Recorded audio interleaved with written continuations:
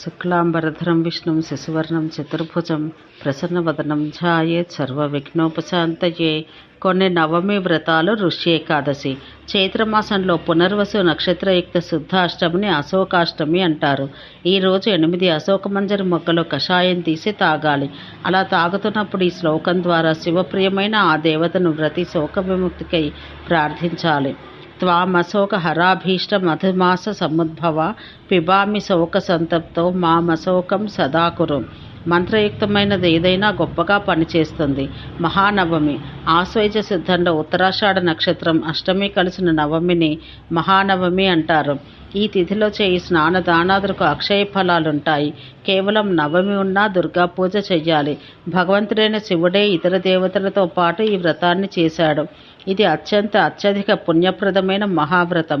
శత్రువులపై విజయాన్ని కోరుకునే రాజు నుండి జీవన సమరంలో ఆకలి పోరాటంలో గెలుపు కావాలనే సామాన్యుడి దాకా ఈ వ్రతాన్ని చెయ్యాలి. జప హోమాలు తర్వాత కుమారీలకు భోజనం పెట్టాలి. ఈ వ్రతంలో చేసే పూజనాది కృత్యాల్లో ప్రయుక్తం కావలసిన మూలమంత్రం ఇది. ఓం దుర్గే దుర్గే రక్షిణి స్వాహ. ఈ వ్రతాన్ని చేయవారు ముందుగా అష్టమి నాడే కర్రలతో దేవికి 9 కానీ 1 కానీ మండపాలు నిర్మించాలి. అందులో దేవి యొక్క బంగారు లేదా వెండి మూర్తిని స్థాపించాలి. దేవి మూర్తిని పుస్తకం, శూలం, ఖడ్గం లేదా పట్టు వస్త్రాలతో పూజించాలి.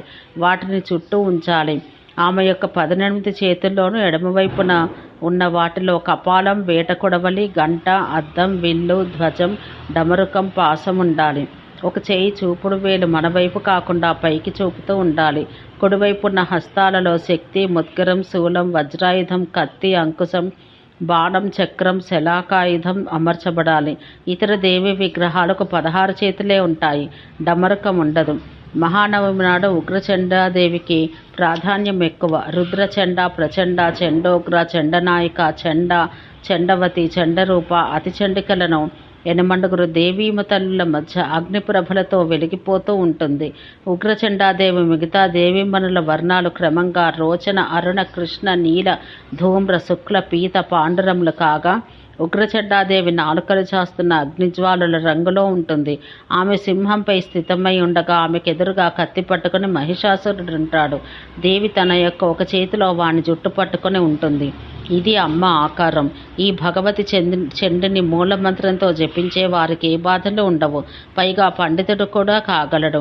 ఎందుకంటే అది విద్యామంత్రం కూడా. దేవి విగ్రహంలోని ఖడ్గం, త్రిశూలం 15 అంగుళాలు ఉండాలి. గర్భగుడి 4 కోణాల్లో నైరుత్యాదిగా మహాదేవి యొక్క ఉగ్రశక్తులైన పూతన, పాపరాక్షసి, చెరకి, విదారికల ప్రతిమలు పెట్టి వారిని కూడా పూజించాలి. రాజులు శత్రు సంహారాన్ని కానీ ఇతర విజయాలను కానీ సంకల్పించినప్పుడు మహానిష్టగా ఈ మహానవమి పూజలు చేస్తూ ఉంటారు. వారు దీనితో పాటు చేయాల్సిన విశేష పూజనం ఒకటి ఉంది. అదేమంటే బ్రహ్మాని, మహేషి, కౌమారి, వైష్ణవి, వారాహ్యాది మాతృకలకు పాలతో స్నానాదులు చేయించి మహాదేవికి రథయాత్రను జరిపించుట. వారి కోరికలన్నీ ఫలిస్తాయి. ఆశ్వయుజ శుద్ధ నవమి నాడు ఏకభుక్తం ఉండి దేవిని, బ్రాహ్మణుని పూజించి 1,00,000 బీజమంత్ర జపాన్ని చెయ్యాలి. దీన్ని వీరనవమి వ్రతం అంటారు. చైత్రశుద్ధ నవమి నాడు దమనక పుష్పాలతో దేవిని పూజిస్తే ఆయురారోగ్య ఐశ్వర్యాలతో పాటు శత్రుంజయత్వం కూడా సిద్ధిస్తుంది. దీన్ని దమనక నవమి వ్రతం అంటారు. ఈ మాసంలోనే శుద్ధ దశమి నాడు ఏకభుక్త వ్రతాన్ని ప్రారంభించి అలా 1 ఏడాది పాటు చేసి చివర 10 గోవులను దానమిచ్చి దిక్పాలకులకు బంగారు ఒడ్డానాలు నివేదించుకున్న వారికి బ్రహ్మాండాధిపత్యమే సిద్ధిస్తుంది. ఈ వ్రతానికి దిగ్దశమి వ్రతము అని పేరు. ఈ ఏకాదశి నాడు, చైత్ర ఏకాదశి నాడు ఋషులను పూజించే వ్రతాలున్నాయి. అవే ఋష్య ఏకాదశి వ్రతాలు. దమనక పుష్పాలతోనూ వాటితోనూ కట్టబడిన దండలతోనూ మరీచి, అత్రి, అంగిర, పులస్య, పులహ, క్రతు, ప్రచేత, వశిష్ఠ, భృగు, నారద మహర్షులను భక్తి మేరగా పూజిస్తే ఇక్కడ అన్ని భోగాలతో పాటు జ్ఞానం కూడా కలిగి దేహాంతంలో అక్కడ ఋషిలోక నివాస ప్రాప్తి ఉంటుంది. ఓం శాంతి శాంతి శాంతి.